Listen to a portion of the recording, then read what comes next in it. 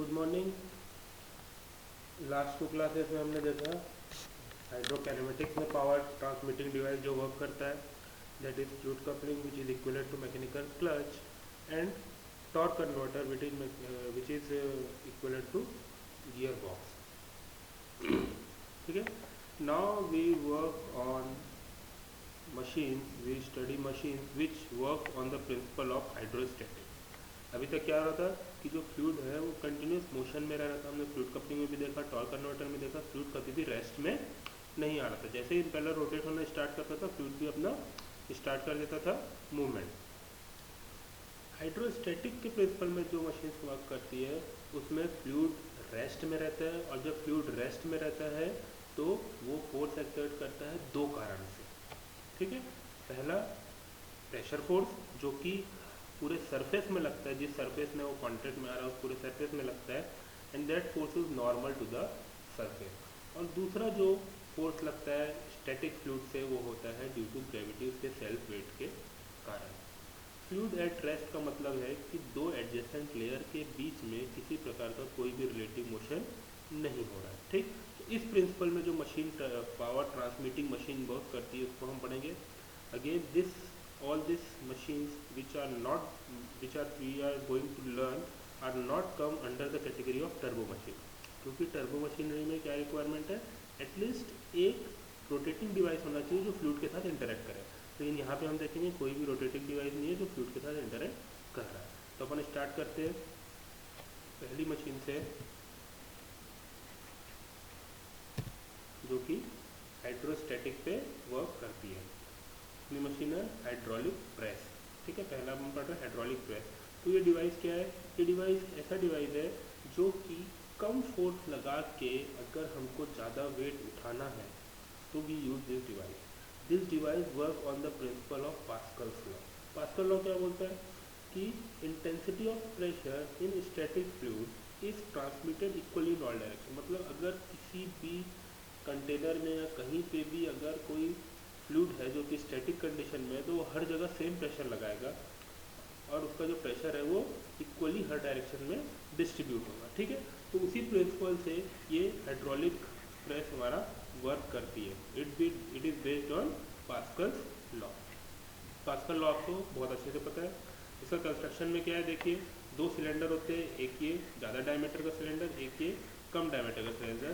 Suppose इसका जो cross sectional area है वो कैपिटल ए है, और जो इसका क्रॉस सेक्शनल एरिया है वो स्मॉल है। ये दोनों ही जो सिलेंडर है ये एक पतली सी पाइप से कनेक्टेड रहते हैं। ठीक। इसको हम प्लंजर बोलते हैं और इसको हम रैम बोलते हैं। जो ज़्यादा बड़ा डायमीटर वाला रहता है उसको हम रैम बोलते हैं, और जो कम डायमीटर का सिलेंडर रहता है उसमें जो पिस्टन रहता है उसको हम प्लंजर बोलते हैं। ठीक है। अब इसमें क्या भरा हुआ है? फ्लूइड भरा हुआ है। ठीक। Which is under pressure. ठीक है। And this is static. Right now this is in static condition. अब यहाँ पे अगर हम स्मॉल फोर्स लगाएंगे एफ फोर्स, तो ये वाला जो प्लंजर है वो नीचे की तरफ मूव करेगा। जैसे ही नीचे की तरफ मूव करेगा यहाँ से प्रेशर ट्रांसमिट होगा, और ये प्रेशर पूरा का पूरा हर जगह डिस्ट्रीब्यूट होगा, और डिस्ट्रीब्यूट होने के साथ यहाँ पे भी प्रेशर लगेगा और ये ऊपर की तरफ चल जाएगा। सिंपल सा वर्किंग है इसका। कम फोर्स लगा के ज़्यादा वेट उठाना, कम फोर्स कम डायमीटर सिलेंडर में लगेगा, प्लंजर में लगेगा, ज़्यादा लोड रैम से उठेगा, ज़्यादा डायमीटर सिलेंडर से उठेगा। ठीक है। तो अपन इसको मैथमेटिकली देखते हैं कि ये कैसे होता है भाई करके। तो सपोज यहाँ पे जो वेट रखा है रैम और प्लंजर का, इसका वेट मिला के W है। यहाँ पे हम फोर्स लगा रहे हैं, F फोर्स लगा रहे हैं। इसका एरिया कैपिटल है, इसका एरिया स्मॉल है। अब जैसे ही यहाँ पे फोर्स लगाया तो यहाँ पे फोर्स डेवलप होगा, that is equal to pressure develop होगा, that is equal to force upon area. ठीक है। यहाँ पे प्रेशर डेवलप होगा which is equal to force upon area. अब देखते हैं due to Pascal law. Pascal law क्या बोलता है, जो प्रेशर डेवलप हो रहा है वो हर जगह इक्वली डिस्ट्रीब्यूट होना चाहिए। तो जो प्रेशर डेवलप हो रहा है, कौन सा प्रेशर डेवलप हो रहा है? रैम साइड में भी कौन सा प्रेशर डेवलप होगा? F/A। But the pressure intensity on RAM is also. अब देखिए ये जो प्रेशर डेवलप हो रहा है P is equal to F/A, ये प्लंजर में डेवलप हो रहा है। अकॉर्डिंग टू पास्कल लॉ ये हर जगह डिस्ट्रीब्यूट होना चाहिए। ठीक। तो जब हर जगह डिस्ट्रीब्यूट होगा तो यहाँ पे भी कैपिटल F/A प्रेशर रहेगा, यहाँ पे भी और यहाँ पे भी जो लगेगा वहाँ पे भी प्रेशर क्या रहेगा? Capital F/A। लेकिन रैम में रैम्प में क्या हो रहा है, इसमें जो वेट रखा है वो W है और इसका एरिया कैपिटल है, तो इसमें जो प्रेशर डेवलप होगा वो क्या होगा, W/A भी होगा। मतलब यहाँ पे जो प्रेशर डेवलप हो रहा है दैट इज इक्वल टू यहाँ पे जो प्रेशर डेवलप हो रहा है which is equal to equating the pressure intensity on ram F/A, जो कि प्लंजर से प्रेशर डेवलप होकर आया, कैपिटल W/A जो कि हमको दिख रहा है वहाँ पे वेट W है, एरिया है, तो प्रेशर क्या होता है, लोड अपॉन एरिया। अब इसको रीअरेंज करेंगे तो W इज इक्वल टू क्या होगा, F/A/A। ठीक है, तो ये हमारा इक्वेशन आ गया कि अगर W लोड को हमको उठाना है तो कितना लोड लगाएंगे अगर हमको दोनों एरिया मालूम है।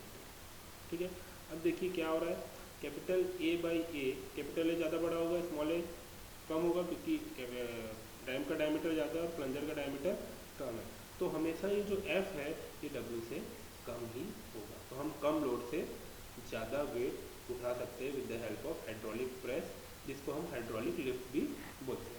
ठीक है, अब यहाँ पे जहाँ पे हमको वर्क आउटपुट मिलता है इनपुट से कम, हम वहाँ पे बोलते हैं इफिशिएंसी की बात करते हैं वहाँ पे, लेकिन यहाँ पे क्या मिल रहा है हमको, आउटपुट ज़्यादा मिल रहा है, W मिल रहा है, इनपुट हमारा कितना है, F। ठीक है, तो इसको हम बोलेंगे मैकेनिकल एडवांटेज। आप लोगों ने फिजिक्स में सुना होगा ये term mechanical advantage. It is the ratio of weight lifted to the force applied. ठीक है, तो मैकेनिकल एडवांटेज क्या हो जाएगा, W/A। अब किस पे डिपेंड करेगा, ये प्योरली रैम के डायमीटर पे डिपेंड करेगा और प्लंजर के डायमीटर पे डिपेंड करेगा कि कितना फोर्स लगाने से कितना लोड ऊपर जा रहा है। ठीक, इसका थोड़ा एक वीडियो देखते हैं अपन कि ये कैसा वर्क कर रहा है। देखिए ये प्लंजर है, ये रैम है। ठीक, this is plunger, come diameter का सिलेंडर, यहाँ पे ज़्यादा डायमीटर का सिलेंडर। ये पूरा का पूरा किससे भरा हुआ है, फ्लूइड से भरा हुआ है। जनरली वाटर रहता है फ्लूइड जो हमारा। अब सपोज ये लोड है, ठीक है, ये रैम है, रैम के ऊपर कुछ लोड रखा है, यहाँ से जैसे हम डाउनवर्ड फोर्स लगाएंगे प्रेशर इंटेंसिटी ट्रांसफर होकर आएगी और ये ऊपर की तरफ जाएगा। देखते हैं इसका एनिमेटेड वीडियो।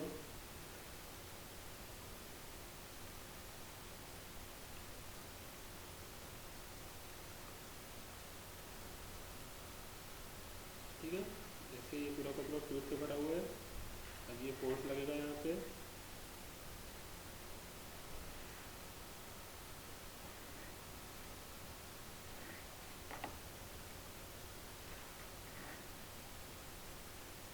ये फोर्स लग रहा है और ये ऊपर की तरफ जा रहा है। कम लोड में, कम फोर्स में ज़्यादा लोड को हम उठा सकते हैं। This is the working mechanism of hydraulic lift, या इसको हाइड्रोलिक प्रेस भी हम बोल सकते हैं। ठीक है, नेक्स्ट हम इससे रिलेटेड न्यूमेरिकल देखते हैं अपन, इससे रिलेटेड न्यूमेरिकल क्या हो सकता है। तो पहला क्वेश्चन है अपना, a hydraulic press has a ram of 300 mm diameter and a plunger of 45 mm diameter. मतलब कैपिटल डी हो गया हमारा 300 mm एंड स्मॉल डी हो गया हमारा 45 mm। Find the weight lifted by the hydraulic press when the force applied at the plunger is 50 newton. मतलब हमको क्या है, एफ की वैल्यू दे दी और डब्ल्यू की वैल्यू पूछा है। तो गिवन में देखिए D is equal to 0.3 metre, small D is equal to 0.045 metre, force F दे दिया है, वेट डब्ल्यू पूछा है। ठीक, एरिया ऑफ रैम आ जाएगा π/4 d² से, सिंपल है। एरिया ऑफ प्लंजर आ जाएगा, वेट लिफ्टेड का सीधा फॉर्मूला आएगा जो हमने इक्वेशन देखा था, W is equal to small a into capital A। तो देखिए हम यहाँ पे 50 न्यूटन का फोर्स लगा के 2222.64 न्यूटन लोड को उठा सक रहे हैं। इमेजिन कितना मल्टीप्लिकेशन हो रहा है, और सिर्फ किस पे डिपेंड कर रहा है, ये दोनों के डायमीटर में, प्लंजर के डायमीटर में और रैम के डायमीटर में। ठीक, नेक्स्ट क्वेश्चन में क्या पूछे हैं, सेम क्वेश्चन है, if above the stroke of the plunger is 100 mm। मतलब प्लंजर का जो डिस्प्लेसमेंट है, प्लंजर जितना नीचे आ रहा है, F फोर्स लगाने के 50 न्यूटन फोर्स लगाने के, प्लंजर कितना नीचे आ रहा है, 100 mm नीचे आ रहा है। Find the distance travel by the weight in 100 stroke. मतलब अगर मैं वहाँ पे 100 स्ट्रोक लगाऊंगा, एक स्ट्रोक की लेंथ 100 mm है, अगर मैं वहाँ पे 100 स्ट्रोक लगाऊंगा तो कितना वर्क होगा, determine the work done during 100 stroke. तो वर्क डन क्या होता है हमारा, फोर्स इंटू डिस्प्लेसमेंट।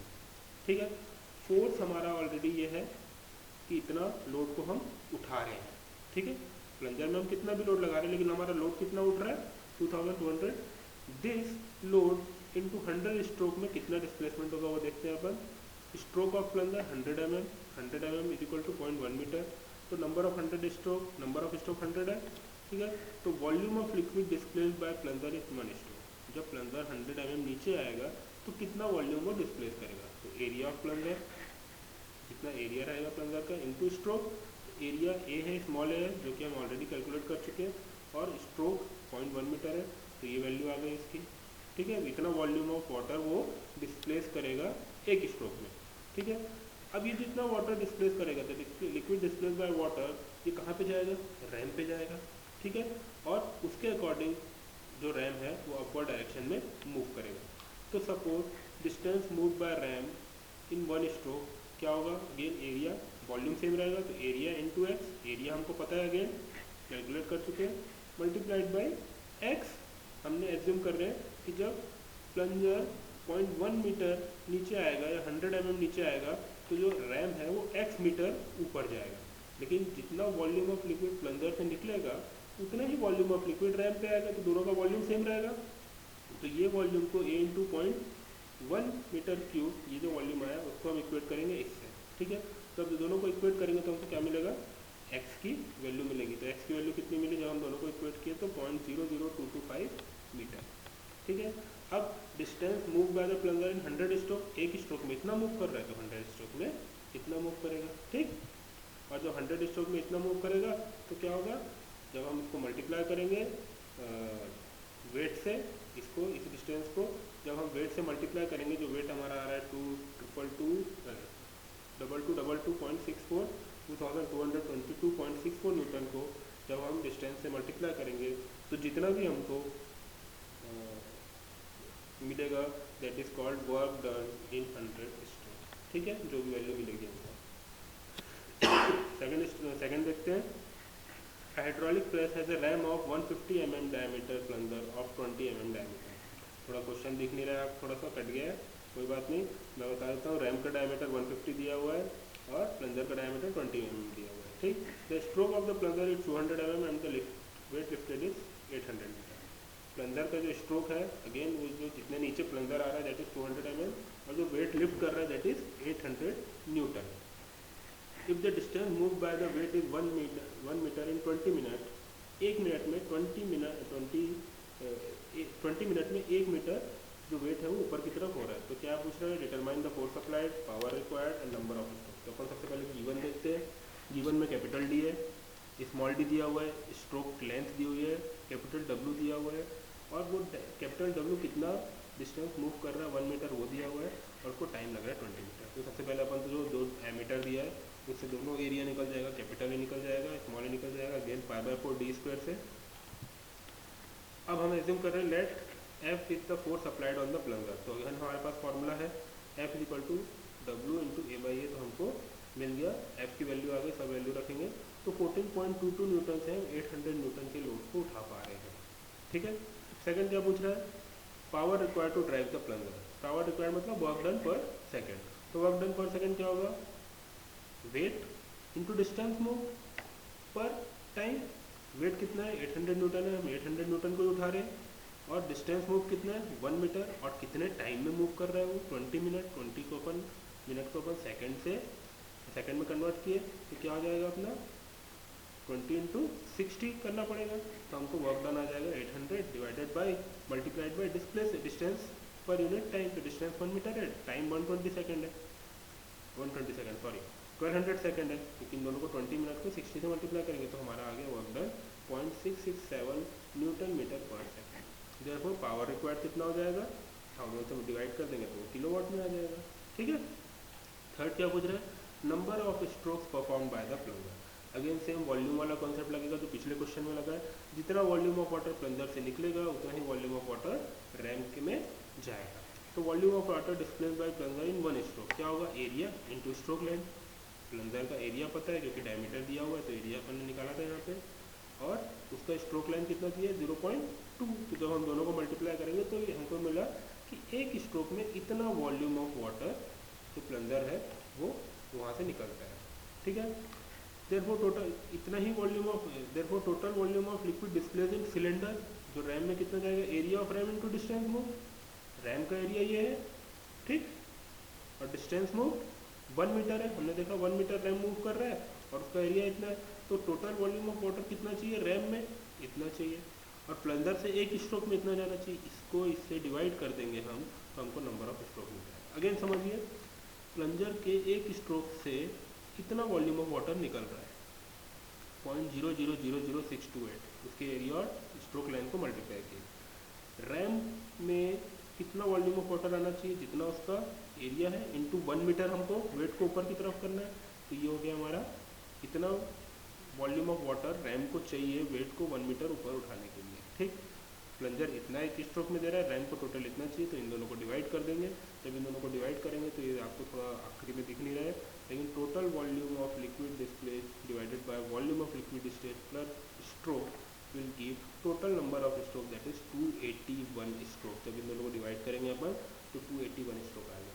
तो प्लंजर में 281 स्ट्रोक देंगे अपन, तब जाके कहीं जो वेट है 800 न्यूटन का वो 1 मीटर ऊपर की तरफ आएगा, ठीक है। तो ये दो सिंपल न्यूमेरिकल है हाइड्रोलिक प्रेस का। हाइड्रोलिक प्रेस में अगर कुछ डाउट होगा तो आप लोग कांटेक्ट कर सकते हैं, मैं इसको अपलोड कर रहा हूँ फेसबुक में, वहाँ पे भी आप क्वेश्चन टाइप करके लिख सकते हैं। Thank you.